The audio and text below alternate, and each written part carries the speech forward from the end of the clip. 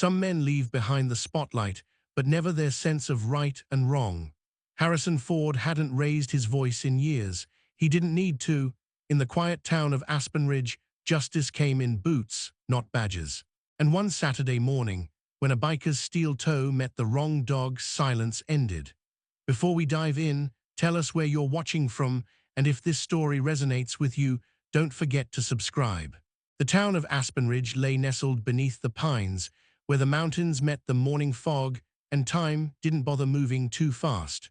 Wooden porches creaked in the distance, and the smell of cedar mixed with the faint aroma of fresh bread from the corner bakery. It was the kind of place where people didn't lock their doors, not because crime was rare, but because trust was older than fear.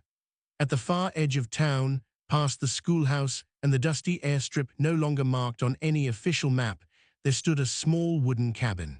Weathered by time, its roof sagged just slightly in the middle, and smoke rose gently from the stone chimney. That was Harrison Ford's home.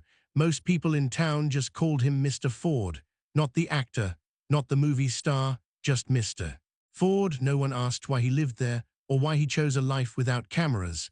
Everyone knew enough not to ask, and somehow that made them respect him more.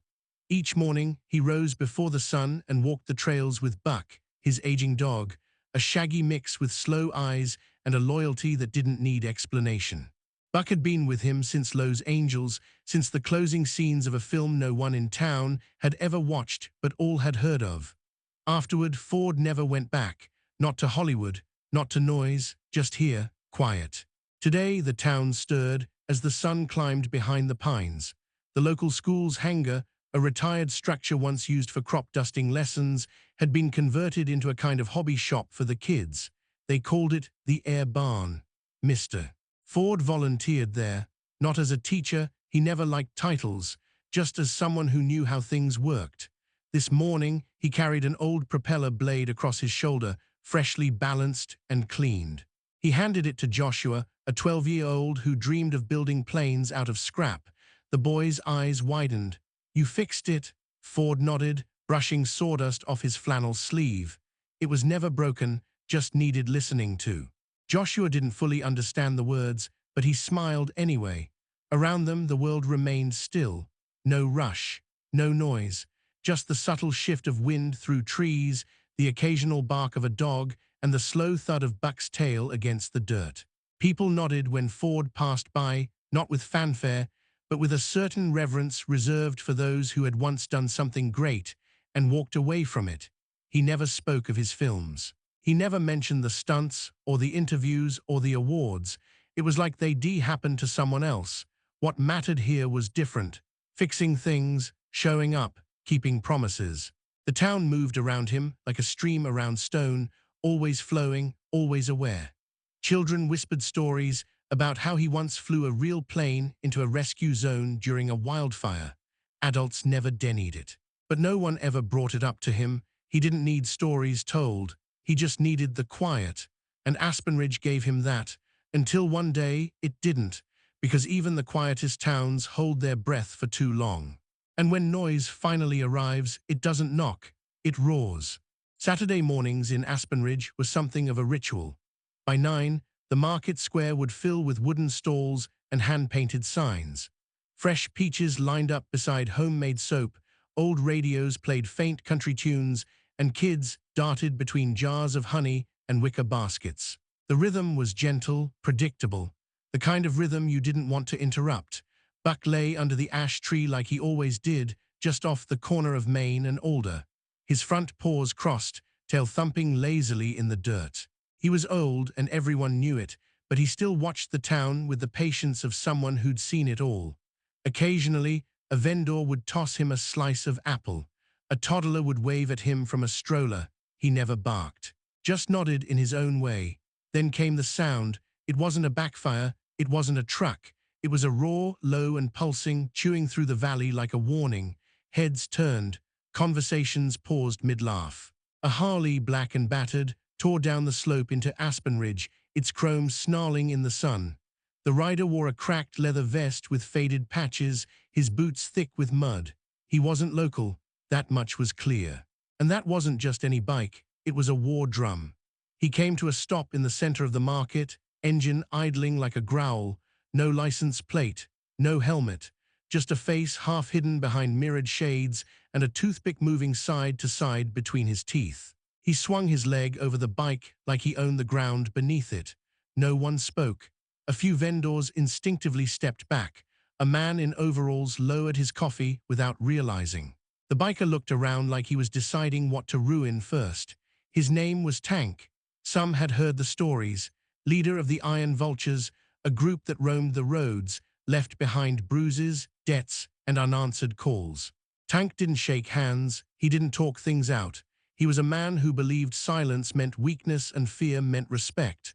Buck lifted his head. He didn't growl, didn't bark, just offered a slow wag of the tail, a greeting, a recognition. That was his way, but Tank didn't see a gesture. He saw a challenge. He narrowed his eyes, tilted his head slightly, then stepped forward.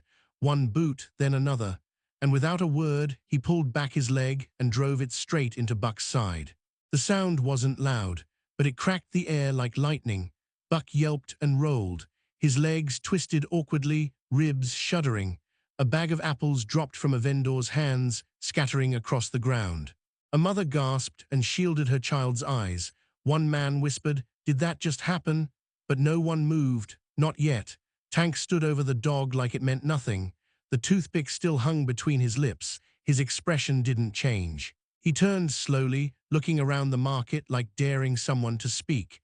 No one did. The silence after was thicker than the engine's growl. One woman began to step forward, but her husband held her wrist, not out of cruelty, out of fear. Buck whimpered and tried to stand, his legs trembling. The ash tree no longer offered comfort. The sunlight suddenly felt cold, and then it came, a sound so small it barely registered at first, the creak of wood. The soft metal ring of a door hinge. From the hardware store across the street, a door opened, and out stepped Harrison Ford. He didn't rush, he didn't speak, but the sound of his boots on the stone walkway cut sharper than any siren. People turned. Tank didn't, not yet, but he would, because when the quiet returns after violence, it doesn't come empty, it comes with reckoning, and it had just stepped into the sun. Inside the hardware store, Harrison Ford stood quietly near the back wall, comparing two boxes of stainless steel screws. He held one up to the light, inspecting the thread with the patience of a man who understood that even the smallest part could decide whether something flew or fell. The room smelled of wood oil and old pine. Outside, a breeze rustled the awning, and then he heard it, a sound that didn't belong, not a bark, not a scuffle, a cry, soft, broken, and full of pain. It wasn't loud, but it landed like a strike. Harrison didn't move at first, just lowered the box in his hand and looked up. His eyes narrowed slightly, not confusion, recognition. He set the screws down gently, almost reverently, and turned toward the front door. The old hinge gave a low creak as he pushed it open. The noise cut through the market like a blade. People turned before they saw him. They knew that sound. The door that usually meant repair now meant response. Harrison stepped out into the light. No hat, no sunglasses, just that familiar squint beneath weathered brows. His walk was even, his breath steady. His boots touched the stone walkway with purpose. He didn't ask what happened. He didn't need to. 20 feet ahead, Buck lay curled near the ash tree, his flank rising and falling in short, shaky rhythm. Harrison's eyes dropped to the dog first. He knelt beside him, one hand on the ground, the other resting gently on Buck's neck. His thumb moved in slow circles, grounding the animal. Buck whined just once and looked up, not with fear, but with trust. Harrison whispered something, too quiet for anyone to hear. Then he stood, he turned, and his eyes found Tank. The biker stood with both hands on his hips, weight balanced like he was still waiting for someone to challenge him. The toothpick had shifted slightly between his teeth. He smirked as Harrison approached. The crowd didn't breathe. A child near the fruit stall held her mother's hand tighter. The vendor behind the bread stand dropped his gaze. Harrison stopped 10 feet away. His posture wasn't aggressive.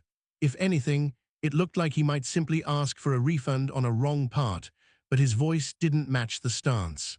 "You just made the worst kind of noise in the quietest place I've ever called home." The words floated out, clear and low, like stones skipping across still water. Tank laughed through his nose. That mutt barked at me. Dogs get what they ask for. His tone was loud enough to carry, but no one nodded, no one agreed. Harrison didn't flinch. He was saying hello, he replied. Then he took one step closer. Tank's smirk widened. What are you gonna do, old man? Harrison exhaled. 3. He said it like he was naming a color, not a threat, just a measure of time. Tank blinked. What? Harrison's voice remained level. 2. The market square tensed. Somewhere someone's phone began to raise, then stopped. A teenage boy clenched his backpack strap but didn't speak. Tank scoffed, waving a hand. You serious? Harrison didn't move. 1. Tank shifted his weight, suddenly less sure of himself. A breath later it happened, not with a shout, not with a warning, just motion. Harrison closed the distance in a single pivot, a grounded step followed by a short, sharp strike. His fist rose from his hip like a hammer and drove directly into the center of Tank's chest. The sound was dull, more like a thud against old wood than the crack of bone, but the effect was immediate. Tank staggered backward, his boots skidding across the gravel. He slammed into a barrel of potatoes. The crate burst apart. Roots spilled onto the street. Tank landed on his back with a gasp, arms flailing once before stilling. The toothpick flew from his mouth. The smirk vanished. Silence followed, not from fear but awe. Harrison didn't press forward. He didn't say another word. He simply turned his eyes back toward Buck. The crowd remained frozen. Not because of what they'd seen, but because of what they felt. A line had been crossed, but it hadn't been met with rage. It had been met with precision, with weight, with a man who didn't raise his voice because his presence was already loud enough. Tank lay sprawled among broken crates, his chest rising unevenly, mouth slightly open like he'd forgotten how to breathe.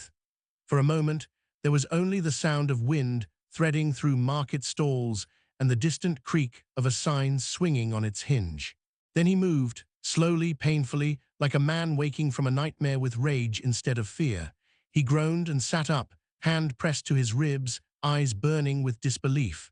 The crowd remained still. No one reached for a phone. No one whispered. Aspenridge had turned into a photograph. Tank pushed himself to his feet, staggered slightly, then stood taller than before. The smirk didn't return. What came instead was a kind of coldness, something meaner, deeper. He walked back to his motorcycle, not with panic, but with purpose. From the saddlebag, he pulled out a length of steel chain. It coiled in his hand like a sleeping snake, the kind of chain meant for intimidation, not restraint. He wrapped it around his fist and wrist, letting the loose end drag against the gravel with a clink that cut through the silence like glass in a church. Some in the crowd stepped back. A few gasped. A man whispered, "He's not done." But Harrison didn't move. He stood just where he had been, hands loose at his sides, his boots dusted in earth. Buck whimpered softly near the ash tree. Tank approached, chain tightening with each step. "You think that was it?" he growled. "You think you're some kind of legend?" Harrison didn't answer. His eyes never left Tank's. No fear, no challenge, just presence. Tank raised the chain. It hissed through the air. He swung hard, fast, aiming high, straight for Harrison's temple. But Harrison had already moved. Not far, just enough. A step to the left, the chain missed. And in the moment of overextension, Harrison caught Tank's wrist midair, locked it with both hands, and twisted. A pop echoed, soft but clear. Tank's elbow bent the wrong way. He screamed, more from shock than pain, and the chain unraveled from his hand, clattering to the ground like a metal snake losing its head. Harrison didn't let go. He shifted weight, turned with the force of a storm held in a bottle, and drove his knee straight into Tank's ribs. The biker's body lifted an inch off the ground and folded on itself. His boots scraped the dirt. His breath came out as a wheeze. The force didn't send Tank flying, it broke his center. He collapsed against the same stone bench where he had kicked Buck just minutes earlier. His body slumped sideways, hand pressed to his ribs, eyes wide with something that looked uncomfortably like realization. The crowd still didn't cheer. Aspenridge wasn't the kind of place that clapped for pain, but someone exhaled. Someone else whispered, "That's enough." But it was not yet. Tank moaned and reached toward his boot. Some saw it, others didn't, but Harrison did. a glint of steel, a knife small, thin, sharp. Tank's fingers closed around it as he tried to rise again. His pride had outlived his judgment. "Nobody disrespects me," he spat, blood touching the corner of his mouth. Harrison's voice came quiet. "Draw that blade and it ends worse for you." Tank didn't stop. He couldn't. He lunged forward, knife leading, scream tearing through what little silence remained, but Harrison was already inside the motion. One pivot, one step. And then his arm came down like a gavel, a hammer fist to the chest, straight to the sternum. Tank folded, legs swept. His body hit the ground with a dull, final thud. For a second, no one moved. Then came murmurs, shock, disbelief. Some tried to explain it, others just stared. But Harrison didn't walk away. He knelt beside Tank, who now groaned, eyes fluttering, fingers twitching with nothing left to grip. Harrison reached down, not to strike, but to hold. He grabbed Tank's forearm, twisted gently, not enough to break, just enough to remind. "You still don't understand," he said softly. "You thought age made me weak, but age taught me to end things before they start." The words didn't float, they landed. All around them, the market remained still. No applause, no speeches, just a man kneeling beside another who had come looking for power and found a lesson instead. Buck watched from under the tree, his tail now thumping once. A sign of pain, maybe, but also peace. Harrison let go of Tank's arm, stood and looked up. No pride, no anger. Just the quiet certainty of a man who'd seen too many fights, and chose, this time, to finish one with precision, not vengeance. The sirens never came. Just a low hum of tires on gravel, the kind that didn't panic but promised resolution. A single patrol car rolled into the square, slow and steady, dust trailing behind it like a whisper. It stopped without urgency. The door creaked open, and out stepped Sheriff Nolan Briggs. White hair, broad shoulders, eyes like winter sky, tired but never dull. He didn't rush, didn't ask questions. He saw Tank lying on the ground, still groaning, still clutching his ribs. He saw Harrison standing nearby, hands by his sides, quiet as ever. And he saw the market frozen around them like a town caught between memory and motion. Nolan walked up, pulled out his cuffs, and clicked them around Tank's wrists with practiced ease. "Cruelty to animals," he said, loud enough for everyone to hear. "Assault, disturbing the peace," and he paused, tightening the second cuff, being dumb as a broken wrench. Someone let out a breath that sounded almost like a laugh, but no one really laughed. The weight of what had just happened still hung in the air. Nolan helped Tank to his feet. The biker winced, swayed, but didn't speak. His mouth stayed shut. His eyes didn't meet Harrison's. He had nothing left to say. As the sheriff guided him toward the cruiser, people slowly began to move again. A vendor bent down to gather scattered apples. A mother picked up her child. No one spoke to Harrison. Not because they didn't want to, but because they knew this wasn't the time. It wasn't a moment to crowd. It was a moment to hold. A boy, no older than 10, tugged his father's sleeve and pointed at Harrison. He didn't shout, just whispered, "I want to stand like that." The father didn't answer, he just nodded. Harrison walked back to Buck, still lying by the ash tree. He crouched low, ran a hand along the dog's side, checked for bruises with a gentleness that came from knowing what pain looked like without needing it to speak. Buck licked his wrist once, then rested his head against Harrison's boot. The wind picked up slightly, carrying away the silence in pieces. Nolan lingered before getting into the car. He looked over at Harrison, one hand on the door. "No report needed," he said. "Far as I see it, that was self-defense with a little community service sprinkled in." Harrison gave the faintest nod, not a smile, not quite, just acknowledgement. The cruiser pulled away. Tank sat hunched in the back seat, cuffed and broken, not by fists, but by something heavier. The square emptied slowly. No one stayed behind to gossip. No one filmed anything. The town understood what had happened wasn't for show. It was for them. That evening, as dusk settled over the valley and the first stars blinked through the trees, Harrison sat on his porch. Buck lay beside him, belly wrapped in a light bandage, tail still thumping against the wood in lazy rhythm. The fire inside the cabin crackled faintly through the window. Then came a sound, not loud, just a soft scuff of shoes on dirt. Harrison looked up. No one was there, just the trees and the wind. But on the top step, folded neatly, was a single sheet of paper. No envelope, just paper creased once down the middle. He picked it up. Handwritten, only one sentence. "Please teach my son. He hasn't looked up to anyone in years." Harrison read it once. Then again, he didn't say anything. He didn't need to.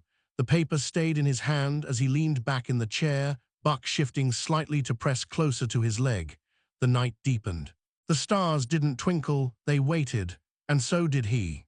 The hangar stood at the edge of Aspen Ridge, half swallowed by pine and silence.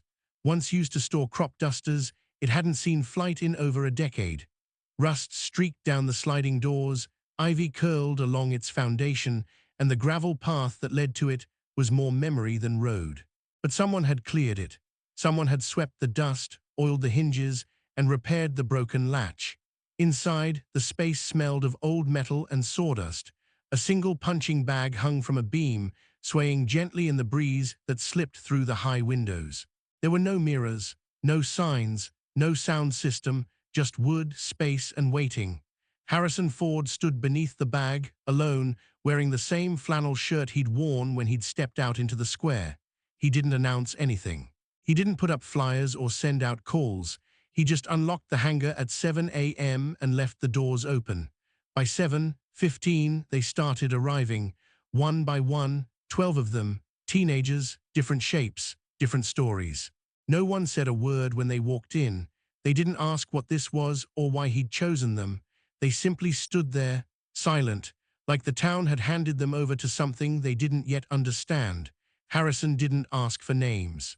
He didn't ask why they came. He looked at them once, then said, "If you're here to fight, you're in the wrong place." He paused. "You're not here to fight. You're here to understand what fighting is for." The words didn't land like a quote. They landed like rules. They began the warm-up. No yelling, no claps, just movement and breath. Harrison showed them how to stand, where to place their feet, how to breathe before they struck. He walked among them slowly, correcting a shoulder, nudging a heel, sometimes saying nothing at all. When someone got sloppy, he didn't shout. He'd stop the class with a glance, let silence do the talking. The rhythm was strange at first.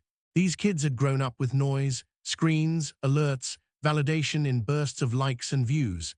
But here, there was none of that. Just sweat and floor and quiet eyes watching every move. One afternoon, in the third week, a boy near the back slipped a phone from his hoodie.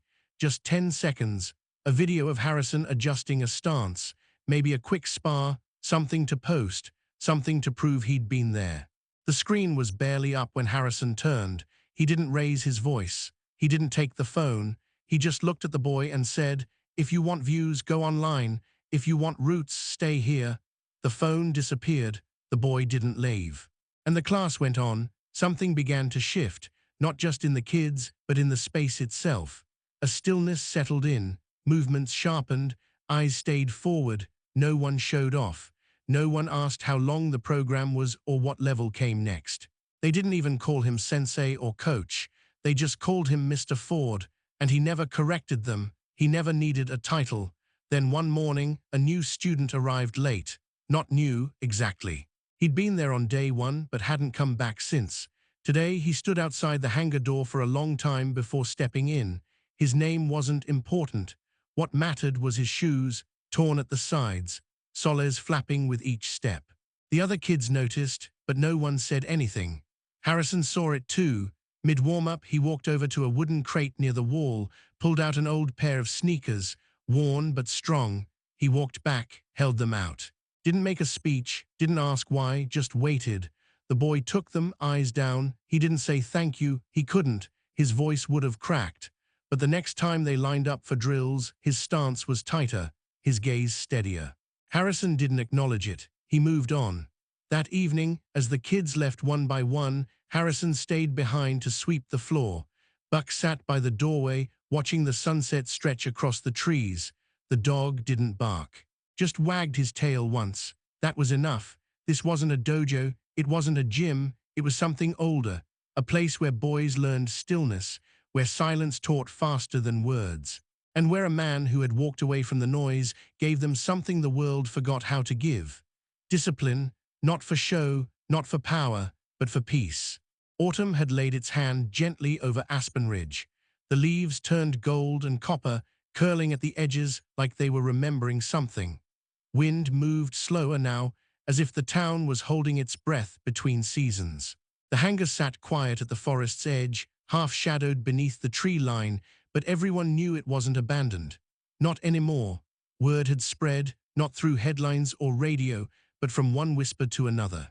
Still, the world outside didn't stay quiet forever. One morning, a black SUV rolled up the gravel path, followed by a second. Doors opened. A small crew stepped out. A man in a vest with a clipboard. A woman in heels too clean for dirt roads. A camera operator adjusting his lens. They looked at the hangar like they'd found something rare, something marketable. One of them knocked on the door. No answer. They knocked again. Then it slid open from the inside, slow and steady. Harrison Ford stood there, same flannel, same eyes. Behind him, silence, no students, no bags swinging, just breath. The man with the clipboard stepped forward, started his pitch. "We'd love to document what you're doing here, Mr. Ford. The world could learn from this." Harrison didn't reply. He looked past them, at the trees, then at the dust on their tires. Then he nodded once, not in agreement, but in understanding. He reached to the side, took hold of a small wooden sign, and hung it on the door hook just above eye level. "What cannot be sold is the only thing worth teaching." Then he closed the door. The crew stood there for a while, unsure, then they left. Later that week, a letter arrived at Harrison's cabin, hand-delivered, thick paper, town seal in the corner. It was from the Aspen Ridge Council. An official invitation to create a community program, funded, supported, expanded. The words were warm, the intention honest, but Harrison didn't write back. He didn't call, he didn't decline. That night by the stone fireplace, he opened the letter again. Buck lay curled at his feet, breathing slow, his nose twitching every now and then in sleep. Harrison folded the paper once, slid it into the old drawer beneath the mantel, and closed it gently. He leaned down and ran a hand along Buck's back. No one saw that moment. No one needed to. The next morning, the forest was still damp with fog when the first footsteps approached the hangar. Not one, not two, all 12. The original students. They didn't come with questions. They came with buckets, rags, and rope. One grabbed the old punching bag and began scrubbing the worn leather. Another swept the corners, pulling down cobwebs. A third mopped the floor with slow, careful strokes. They didn't speak much, just moved around each other like they knew what needed to be done. Near the back wall, a boy who once had trouble holding his stance pulled out a folded paper from his pocket. He set it down beside the gloves rack, a thank you note. His handwriting was messy, the ink smudged, but the words were clear. "You didn't teach me how to fight, you taught me how to keep myself from disappearing." That afternoon, when Harrison entered the hangar, he didn't stop them. He joined them, took a brush, wiped dust from the windows, straightened the old bench press. He didn't say much. But at the end of the day, when the tools were put away and the floor was clean again, he stood beside the door and watched them go. One by one, back into the trees. The sun dipped behind the hills. Aspen Ridge was quiet again. But not the old quiet. This was something new, a silence made of presence, of change that didn't need to announce itself. Just as Harrison turned to leave, Buck rose and stretched, his tail brushing the door frame. They walked home side by side like they always had. No cameras, no speeches, just footprints in the dirt and a day well spent. And Aspen Ridge, wrapped in autumn, let it echo, because some stories weren't made to be shared. They were made to be remembered. If you enjoyed this story, let us know in the comments. And don't forget to like, share, and subscribe for more inspiring stories.